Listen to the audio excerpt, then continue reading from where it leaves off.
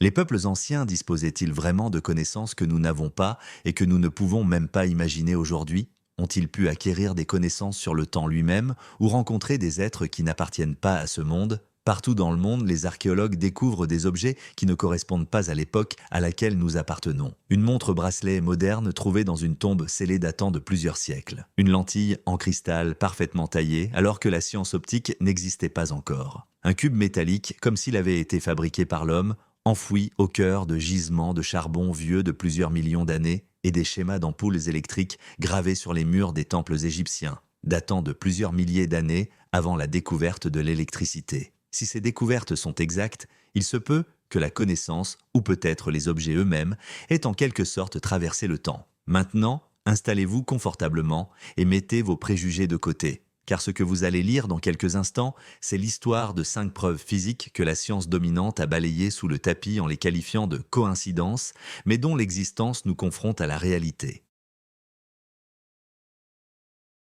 En 2012, lors d'une fouille dans la province chinoise du Shaanxi, des archéologues étaient là pour ouvrir une tombe scellée datant de la dynastie Ming, qui n'avait pas été touchée depuis 400 ans. Tout était parfaitement normal, c'était une fouille comme ils en avaient déjà fait des centaines. Jusqu'à ce qu'un des chercheurs nettoie la terre, recouvrant un petit objet métallique enterré à côté des restes. Au début, ils ont pensé qu'il s'agissait d'une bague ordinaire, peut-être un bijou appartenant au propriétaire de la tombe, mais lorsqu'ils ont nettoyé la terre, tout le monde est resté bouche bée. Ce petit objet ressemblait en effet, à s'y méprendre, à une montre-bracelet moderne.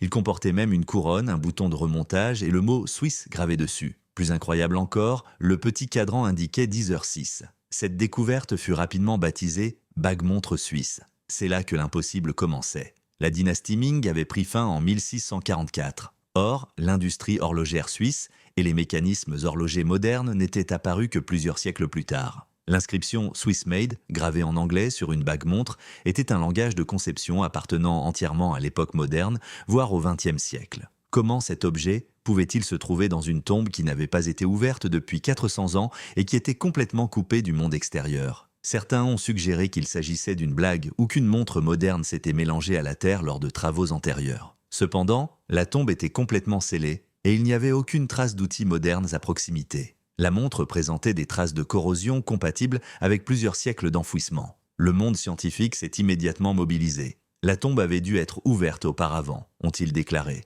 Mais les scellés de la tombe étaient intacts. La corrosion et les signes de vieillissement du métal sur l'objet indiquaient que la montre était enfouie dans le sol depuis longtemps. Les archéologues traditionnels ont qualifié cela de coïncidence. Ils ont affirmé qu'il s'agissait simplement d'une bague décorative ressemblant à une montre. Cependant, pour beaucoup de personnes ayant vu les photos, cette ressemblance ne pouvait être une coïncidence. Cet objet conserve toujours son mystère et celui-ci s'épaissit à mesure que l'on tente de le résoudre. Si la plupart pensent donc que la tombe a été ouverte auparavant et que la montre y a été placée, le sceau datant de la dynastie Ming contredit cette théorie. Pour les théoriciens du complot et les historiens alternatifs, la réponse était simple. Cet objet était la preuve que le temps ne s'écoule pas de manière linéaire, qu'un objet du futur peut tomber dans le passé. Aujourd'hui connu sous le nom de montre suisse, cette découverte a été reléguée au silence au lieu d'être exposée dans les vitrines des musées. Cependant, les photos et la stupéfaction des personnes présentes ce jour-là ont été consignées dans les annales comme l'une des plus grandes anomalies de l'histoire.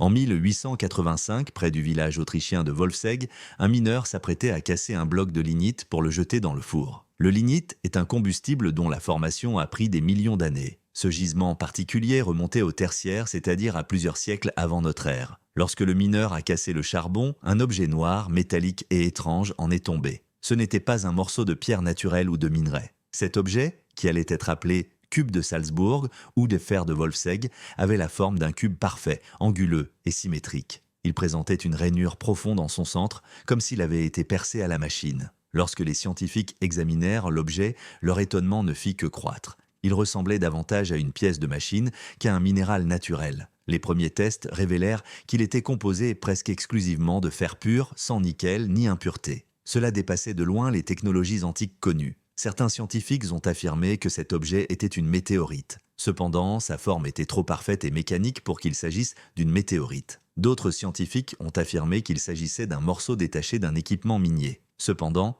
La carbonisation et la structure intégrée au charbon de l'objet indiquaient qu'il n'avait pas été placé là après coup, mais qu'il s'était formé avec le charbon. Au fil du temps, les vitrines dans lesquelles il était exposé ont changé. Ses étiquettes ont été simplifiées et les textes qui le décrivaient ont été raccourcis. Autrefois qualifié de découverte extraordinaire, l'objet a ensuite été simplement décrit comme un morceau de fer d'origine naturelle indéterminée. Puis le silence s'est installé. Au cours du XXe siècle, période marquée par les guerres, les déménagements et le désordre des archives, le cube a peu à peu disparu des registres. Finalement, il a complètement disparu. Aujourd'hui, on ignore où il se trouve. Il a peut-être été oublié dans un dépôt de musée, il se trouve peut-être sur les étagères obscures d'une collection privée, ou il a peut-être déjà été fondu et détruit. Officiellement, il est simplement considéré comme perdu.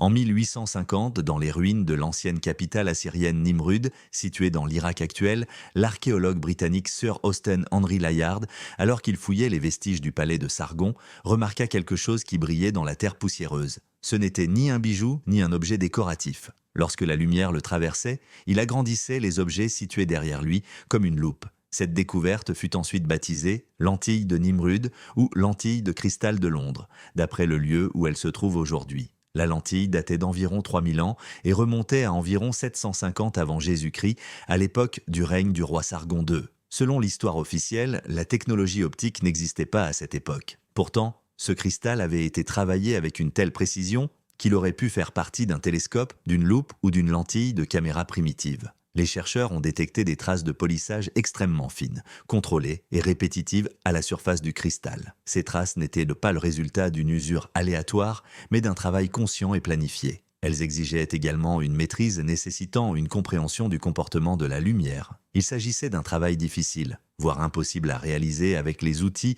et les techniques connus à l'époque selon certains chercheurs. Certains ont suggéré qu'il pouvait s'agir d'une loupe utilisée par les artisans assyriens pour réaliser leurs sculptures extrêmement détaillées. D'autres sont allés plus loin en affirmant qu'il pouvait s'agir d'un élément d'un instrument optique primitif et que les peuples anciens comprenaient la lumière et les lentilles bien avant Galilée ou Newton. Si cela est vrai, alors de nombreuses découvertes enseignées dans les livres d'histoire pourraient en réalité être la redécouverte tardive d'une connaissance beaucoup plus ancienne. Sous le soleil brûlant de l'Égypte, le temple d'Hathor, à Dendera, est célèbre pour ses chambres secrètes souterraines. Dans ces pièces étroites et basses, accessibles uniquement avec une autorisation spéciale, on trouve une scène gravée dans les murs qu'il est impossible pour un spectateur moderne de comparer à quoi que ce soit d'autre. Sur ces scènes, des personnes reliées à des appareils en forme de boîte par des fils ressemblant à des câbles se tiennent à côté d'objets en forme d'ampoules géantes. À l'intérieur de ces formes, on aperçoit des lignes sinueuses qui rappellent le filament d'une ampoule à incandescence. Pour la plupart des archéologues, il ne s'agit que de symboles, de scènes mythologiques illustrant la création, l'énergie et les dieux. Mais les ingénieurs et ceux qui les regardent avec un œil moderne y voient autre chose. Ces images ressemblent à des ampoules électriques à une époque où l'électricité n'existait pas. La théorie de la lumière de Dendera suggère que les anciens Égyptiens auraient connu un moyen de produire de la lumière sans utiliser le feu. C'est là que les choses deviennent étranges. Au fond des temples et des tombes égyptiens, les murs sont brillants et immaculés, sans trace de suie, de fumée ou de brûlure. Les égyptologues traditionnels affirment que les reliefs représentent en fait la naissance du dieu Arsomptus à partir d'une fleur de lotus. Le serpent à l'intérieur de l'ampoule représente la vie et l'énergie. Cependant, même si cette explication semble cohérente sur le plan académique, elle laisse silencieusement la même question en suspens pour beaucoup de personnes qui se trouvent dans ces pièces étroites et sombres. Si ce ne sont vraiment que des symboles, pourquoi nous semblent-ils si familiers, même après des milliers d'années ?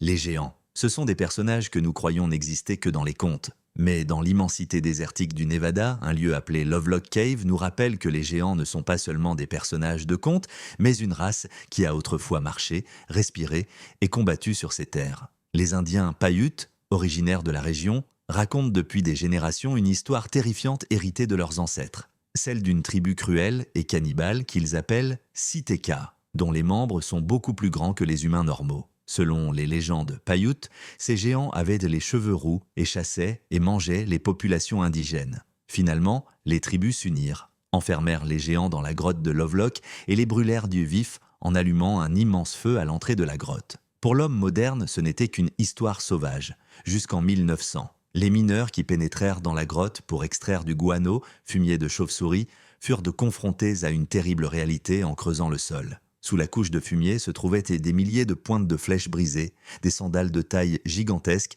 et surtout des os. Mais ce n'étaient pas des os normaux. Certains des squelettes trouvés mesuraient 3 mètres, voire 4 mètres de haut. Leurs crânes étaient si grands qu'une tête humaine moyenne pouvait facilement tenir dans la cavité maxillaire de ces crânes géants. Et le détail le plus surprenant, grâce au climat sec de la grotte, certains crânes conservés avaient encore des mèches de cheveux. La couleur des cheveux était rousse, comme le racontent les légendes. Au fur et à mesure que les fouilles s'approfondissaient, des sandales de 38 cm de long, équivalentes à des chaussures de taille 60 environ, ont été découvertes. La plupart des os trouvés ont été transférés dans des collections privées. Une partie a été entreposée dans les réserves les plus sombres des musées et n'a jamais été exposée au grand jour. Des institutions telles que le Smithsonian Institute ont prétendu que les ossements avaient disparu ou avaient été mal mesurés. L'histoire officielle ne pouvait accepter qu'une autre race humaine géante ait coexisté avec l'espèce humaine. Cela aurait bouleversé l'arbre de l'évolution et l'histoire de la civilisation. Mais les anciens Paiutes racontent de toujours la même histoire,